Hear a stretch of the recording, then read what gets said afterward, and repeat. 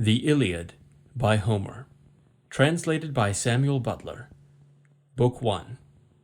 Recording by Joshua Christensen. The quarrel between Agamemnon and Achilles. Achilles withdraws from the war, and sends his mother Thetis to ask Jove to help the Trojans. Scene between Jove and Juno on Olympus. Sing, O goddess, the anger of Achilles, son of Peleus, that brought countless ills upon the Achaeans.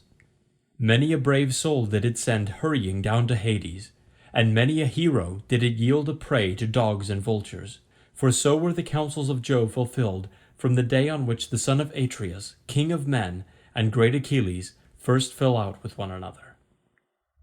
And which of the gods was it that set them on to quarrel?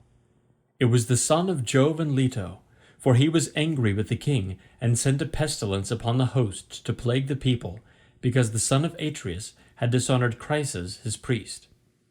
Now Chryses had come to the ships of the Achaeans to free his daughter, and had brought with him a great ransom. Moreover he bore in his hand the sceptre of Apollo, wreathed with a suppliant's wreath. And he besought the Achaeans, but most of all the two sons of Atreus, who were their chiefs. "Sons of Atreus," he cried, "and all other Achaeans, may the gods who dwell in Olympus grant you to sack the city of Priam, and to reach your homes in safety, but free my daughter, and accept a ransom for her, in reverence to Apollo, son of Jove." On this, the rest of the Achaeans with one voice were for respecting the priest, and taking the ransom that he offered. But not so Agamemnon, who spoke fiercely to him, and sent him roughly away. "Old man," said he, "let me not find you tarrying about our ships, nor yet coming hereafter. Your sceptre of the god and your wreath shall profit you nothing. I will not free her. She shall grow old in my house at Argos, far from her own home, busying herself with her loom and visiting my couch.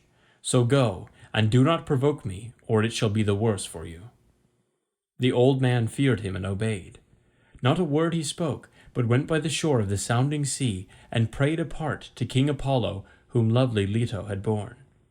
"Hear me," he cried, "O god of the silver bow, that protectest Chryse and holy Scylla, and rulest Tenedos with thy might. Hear me, O thou of Sminthe. If I have ever decked your temple with garlands, or burned your thigh bones in fat of bulls or goats, grant my prayer, and let your arrows avenge these my tears upon the Danaans." Thus did he pray, and Apollo heard his prayer. He came down furious from the summits of Olympus, with his bow and his quiver upon his shoulder, and the arrows rattled on his back with the rage that trembled within him. He sat himself down away from the ships, with a face as dark as night, and his silver bow rang death as he shot his arrow in the midst of them. First he smote their mules and their hounds, but presently he aimed his shafts at the people themselves, and all day long the pyres of the dead were burning. For 9 whole days he shot his arrows among the people, but upon the 10th day Achilles called them in assembly, moved thereto by Juno, who saw the Achaeans in their death throes and had compassion upon them. Then, when they were got together, he rose and spoke among them. "Son of Atreus," said he, "I deem that we should now turn roving home, if we would escape destruction, for we are being cut down by war and pestilence at once. Let us ask some priest or prophet, or some reader of dreams, for dreams too are of Jove, who can tell us why Phoebus Apollo is so angry, and say whether it is for some vow that we have broken, or hecatomb that we have not offered, and whether he will accept the savour of lambs and goats without blemish, so as to take away the plague from us." With these words he sat down, and Calchas, son of Thestor, wisest of augurs, who knew things past, present, and to come, rose to speak. He it was who had guided the Achaeans with their fleet to Ilius, through the prophesyings of which Phoebus Apollo had inspired him. With all sincerity and goodwill he addressed them thus. "Achilles, loved of heaven, you bid me tell you about the anger of King Apollo. I will therefore do so, but consider first and swear that you will stand by me heartily in word and deed, for I know that I shall offend one who rules the Argives with might, to whom all the Achaeans are in subjection. A plain man cannot stand against the anger of a king, who, if he swallow his displeasure now, will yet nurse revenge till he has wreaked it. Consider, therefore, whether or no you will protect me. And Achilles answered, Fear not, but speak as it is borne upon you from heaven. For by Apollo, Calchas, to whom you pray, and whose oracles you reveal to us, not a Danaan at our ships shall lay his hand upon you, while I yet live to look upon the face of the earth. No, not though you name Agamemnon himself, who is by far the foremost of the Achaeans. Thereon the seer spoke boldly. The god, he said, is angry neither about vow nor hecatomb, but for his priest's sake, whom Agamemnon has dishonored, in that he would not free his daughter, nor take a ransom for her. Therefore he has sent these evils upon us, and will yet send others. He will not deliver the Danaans from this pestilence till Agamemnon has restored the girl without fee or ransom to her father, and has sent a holy hecatomb to Chryse. Thus we may perhaps appease him. With these words he sat down, and Agamemnon rose in anger. His heart was black with rage, and his eyes flashed fire as he scowled on Calchas and said, Seer of evil, you never yet prophesied smooth things concerning me, but have ever loved to foretell that which was evil. You have brought me neither comfort nor performance, and now you come seeing among the Danaans, and saying that Apollo has plagued us because I would not take a ransom for this girl, the daughter of Chryses. I have set my heart on keeping her in my own house, for I love her better even than my own wife Clytemnestra, whose peer she is alike in form and feature, in understanding and accomplishments. Still, I will give her up if I must, for I would have the people live, not die. But you must find me a prize instead, or I alone among the Argives shall be without one. This is not well, for you behold, all of you, that my prize is to go elsewhither. And Achilles answered, Most noble son of Atreus, covetous beyond all mankind, how shall the Achaeans find you another prize? We have no common store from which to take one. Those we took from the cities have been awarded. We cannot disallow the awards that have been made already. Give this girl, therefore, to the god, and if ever Jove grants us to sack the city of Troy, we will requite you 3- and 4-fold. Then Agamemnon said, Achilles, valiant though you be, you shall not thus outwit me. You shall not overreach, and you shall not persuade me. Are you to keep your own prize, while I sit tamely under my loss, and give up the girl at your bidding? Let the Achaeans find me a prize in fair exchange to my liking, or I will come and take your own, or that of Ajax or of Ulysses, and he to whomsoever I may come shall rue my coming. But of this we will take thought hereafter. For the present, let us draw a ship into the sea, and find a crew for her expressly. Let us put a hecatomb on board, and let us send Chryseis also. Further, let some chief man among us be in command, either Ajax, or Idomeneus, or yourself, son of Peleus, mighty warrior that you are, that we may offer sacrifice and appease the anger of the god. Achilles scowled at him and answered, You are steeped in insolence and lust of gain. With what heart can any of the Achaeans do your bidding, either on foray or in open fighting? I came not warring here for any ill the Trojans had done me. I had no quarrel with them. They have not raided my cattle nor my horses, nor cut down my harvests on the rich plains of Phthia. For between me and them there is a great space, both mountain and sounding sea. We have followed you, Sir Insolence, for your pleasure, not ours, to gain satisfaction from the Trojans for your shameless self and for Menelaus. You forget this, and threaten to rob me of the prize for which I have toiled, and which the sons of the Achaeans have given me. Never when the Achaeans sack any rich city of the Trojans do I receive so good a prize as you do, though it is my hands that do the better part of the fighting. When the sharing comes, your share is far the largest, and I, forsooth, must go back to my ships, take what I can get and be thankful, when my labor of fighting is done. Now, therefore, I shall go back to Phthia. It will be much better for me to return home with my ships, for I will not stay here dishonored, to gather gold and substance for you. And Agamemnon answered, Fly if you will, I shall make you no prayers to stay you. I have others here who will do me honor, and above all Jove, the Lord of counsel. There is no king here so hateful to me as you are, for you are ever quarrelsome and ill-affected. What though you be brave? Was it not heaven that made you so? Go home then, with your ships and comrades, to lord it over the Myrmidons. I care neither for you nor for your anger, and thus will I do. Since Phoebus Apollo is taking Briseis from me, I shall send her with my ship and my followers, but I shall come to your tent and take your own prize, Briseis, that you may learn how much stronger I am than you are, and that another may fear to set himself up as equal or comparable with me." The son of Peleus was furious, and his heart within his shaggy breast was divided whether to draw his sword, push the others aside, and kill the son of Atreus, or to restrain himself and check his anger. While he was thus in two minds, and was drawing his mighty sword from its scabbard, Minerva came down from heaven, for Juno had sent her in the love she bore to them both, and seized the son of Peleus by his yellow hair, visible to him alone, for of the others no man could see her. Achilles turned in amaze, and by the fire that flashed from her eyes at once knew that she was Minerva. "Why are you here," said he, "daughter of Aegis-bearing Jove? To see the pride of Agamemnon, son of Atreus? Let me tell you, and it shall surely be, he shall pay for this insolence with his life." And Minerva said, "I come from heaven, if you will hear me, to bid you stay your anger. Juno has sent me, who cares for both of you alike. Cease then this brawling, and do not draw your sword. Rail at him if you will, and your railing will not be vain, for I tell you, and it shall surely be, that you shall hereafter receive gifts 3 times as splendid by reason of this present insult. Hold, therefore, and obey." "Goddess," answered Achilles, "however angry a man may be, he must do as you two command him. This will be best, for the gods ever hear the prayers of him who has obeyed them." He stayed his hand on the silver hilt of his sword, and thrust it back into the scabbard as Minerva bade him. Then she went back to Olympus among the other gods, and to the house of Aegis-bearing Jove. But the son of Peleus again began railing at the son of Atreus, for he was still in a rage. "Wine-bibber," he cried, "with the face of a dog and the heart of a hind, you never dare to go out with the host in fight, nor yet with our chosen men in ambuscade. You shun this as you do death itself. You had rather go round and rob his prizes from any man who contradicts you.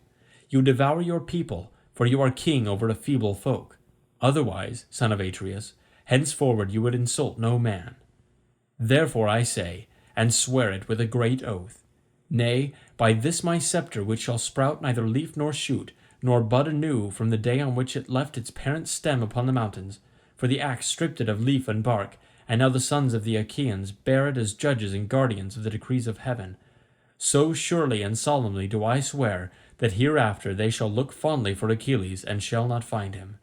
In the day of your distress, when your men fall dying by the murderous hand of Hector, you shall not know how to help them, and shall rend your heart with rage for the hour when you offered insult to the bravest of the Achaeans."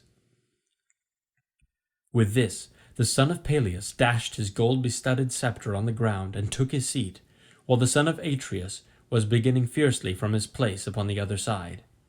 Then up rose smooth-tongued Nestor, the facile speaker of the Pylians, and the words fell from his lips sweeter than honey. 2 generations of men, born and bred in Pylos, had passed away under his rule, and he was now reigning over the 3rd.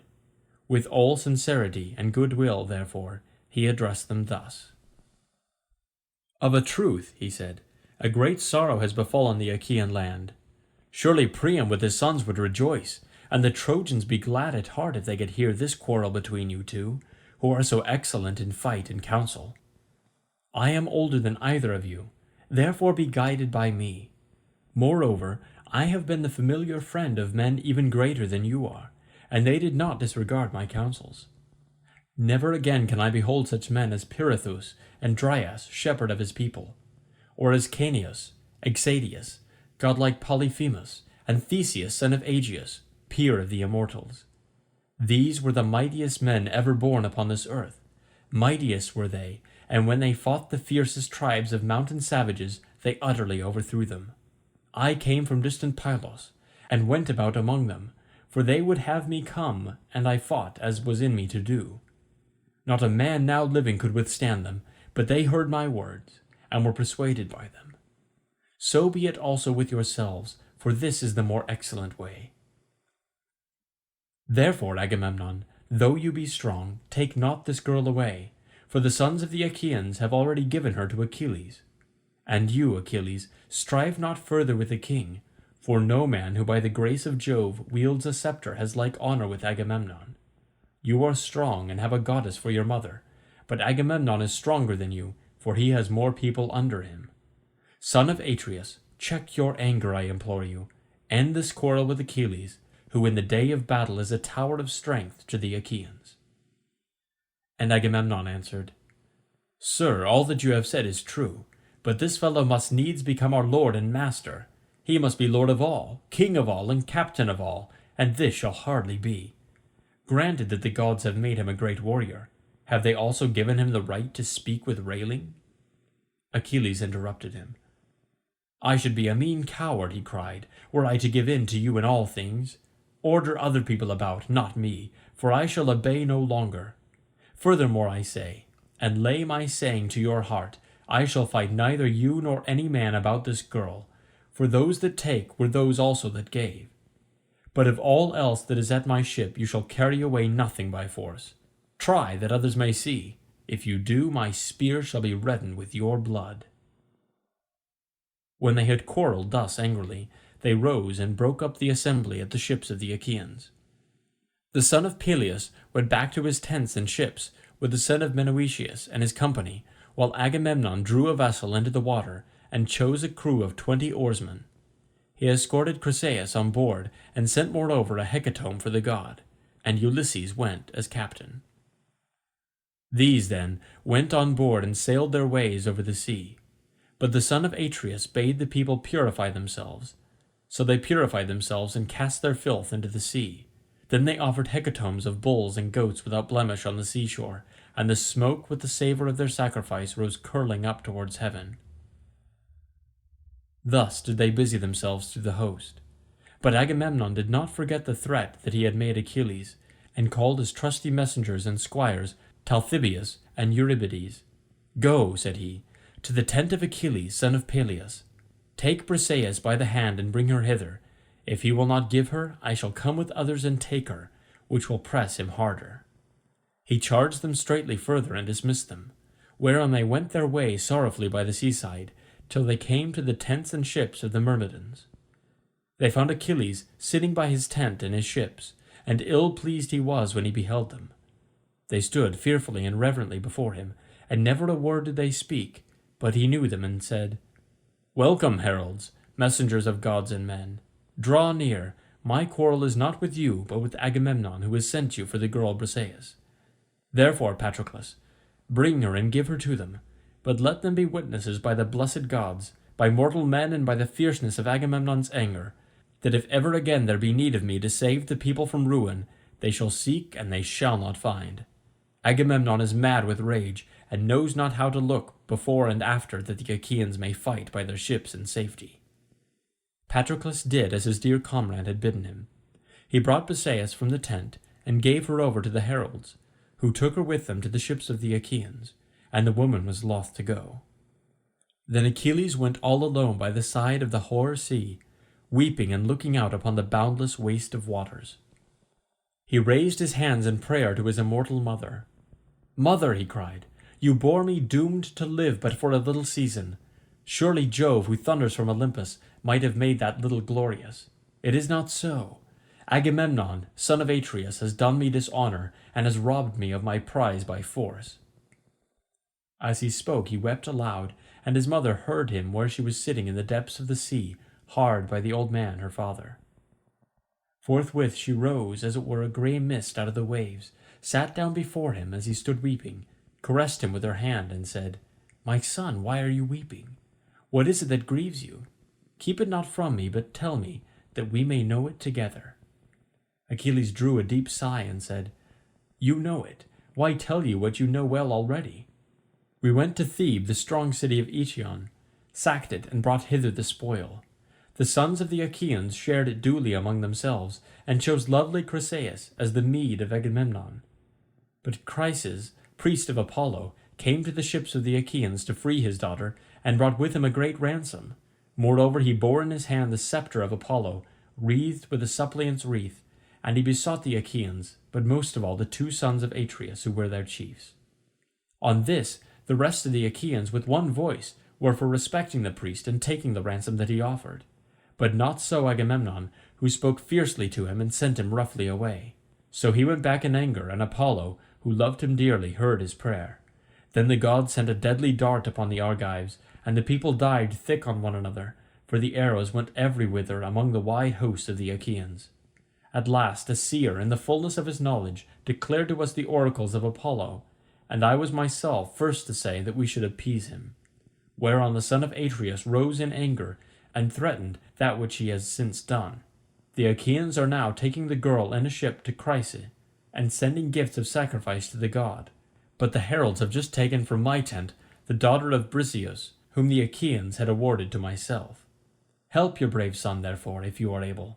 Go to Olympus, and if you have ever done him service in word or deed, implore the aid of Jove. Ofttimes in my father's house have I heard you glory in that you alone of the immortals saved the son of Saturn from ruin, when the others, with Juno, Neptune, and Pallas, Minerva, would have put him in bonds. It was you, goddess, who delivered him by calling to Olympus the 100-handed monster whom gods call Briareus, but men Aegion, for he is stronger even than his father. When therefore he took his seat all glorious beside the son of Saturn, the other gods were afraid and did not bind him.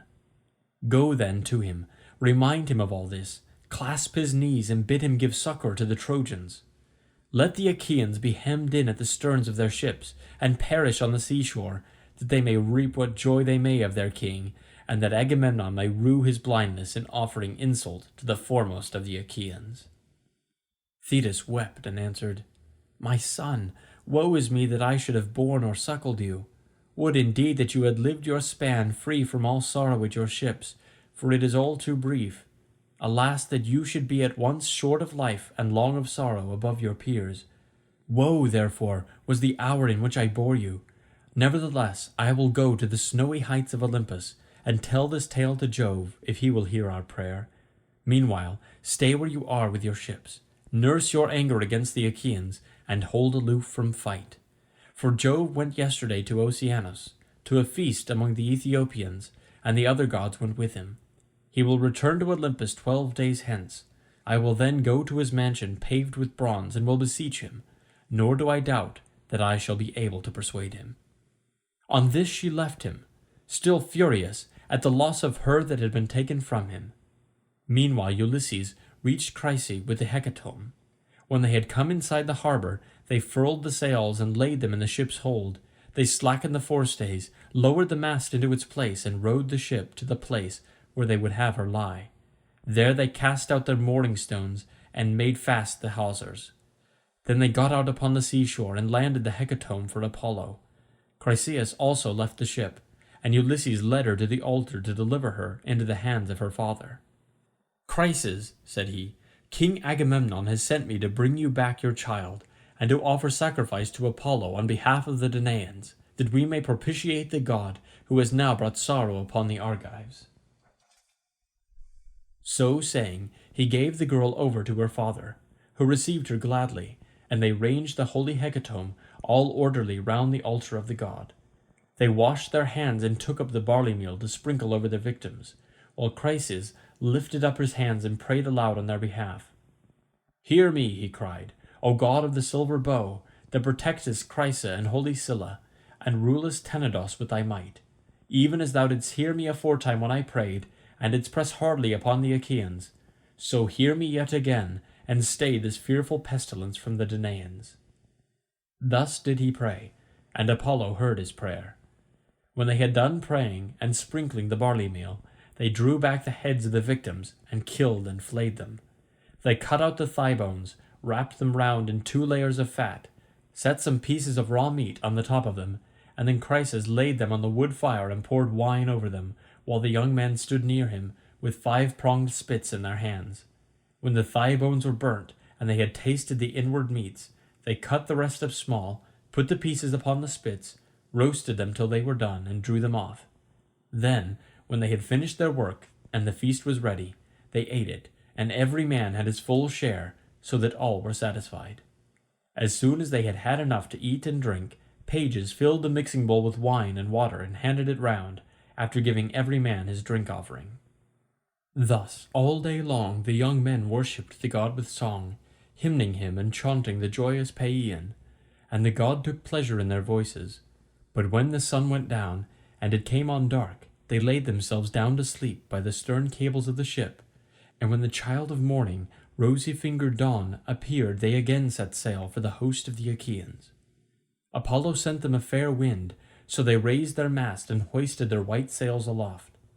As the sail bellied with the wind, the ship flew through the deep blue water, and the foam hissed against her bows as she sped onward.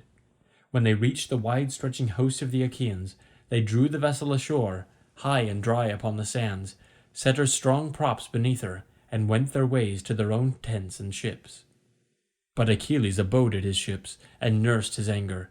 He went not to the honourable assembly, and sallied not forth to fight, but gnawed at his own heart, pining for battle and the war cry.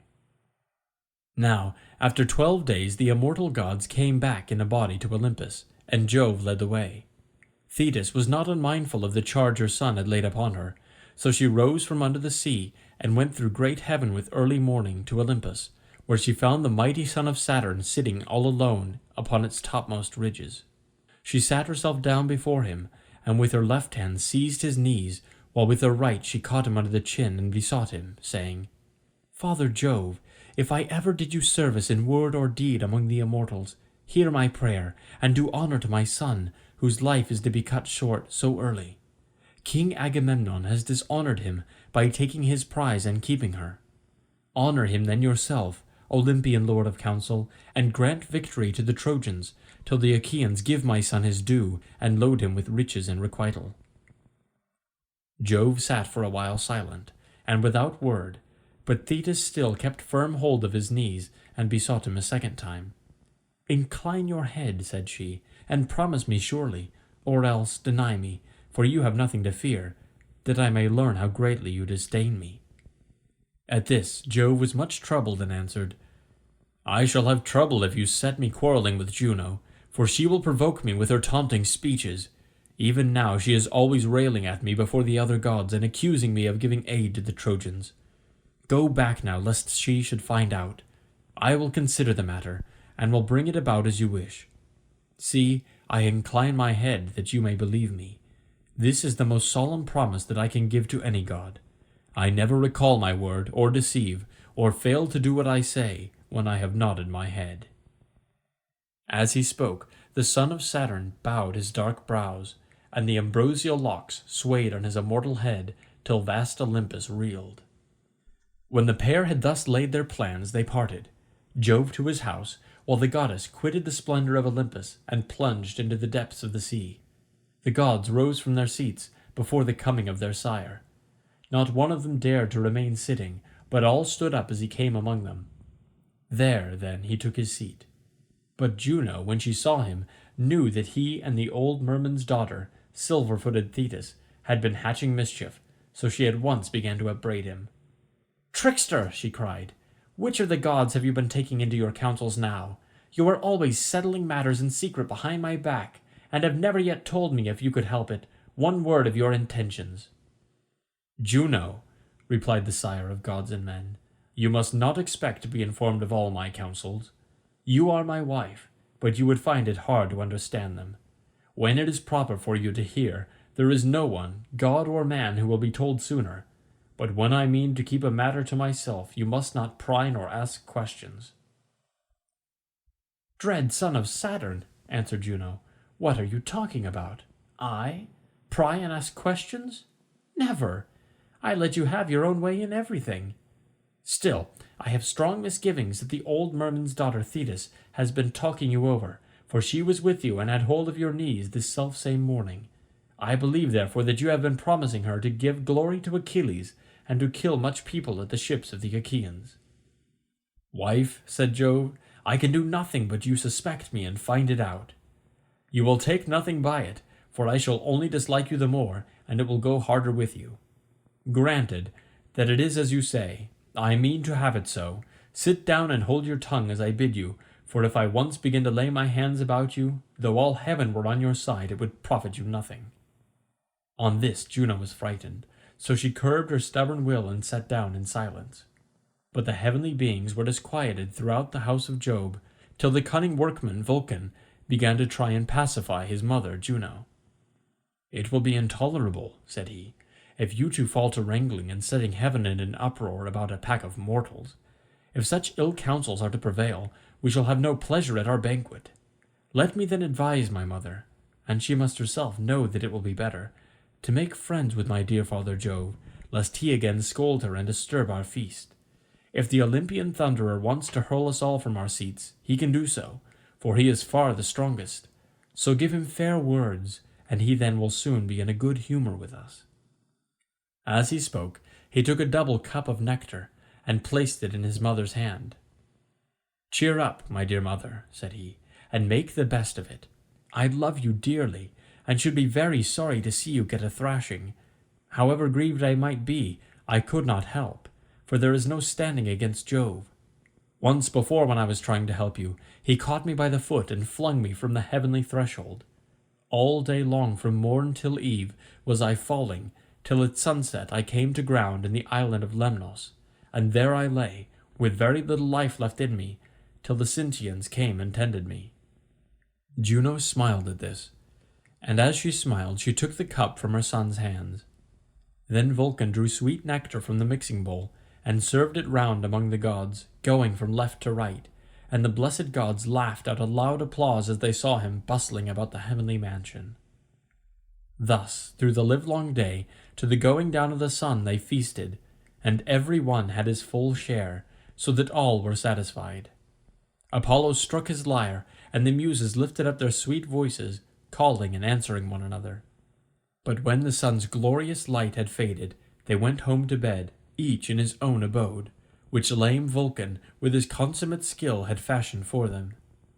So Jove, the Olympian lord of thunder, hied him to the bed in which he always slept, and when he had got onto it he went to sleep, with Juno of the golden throne by his side. End of Book 1.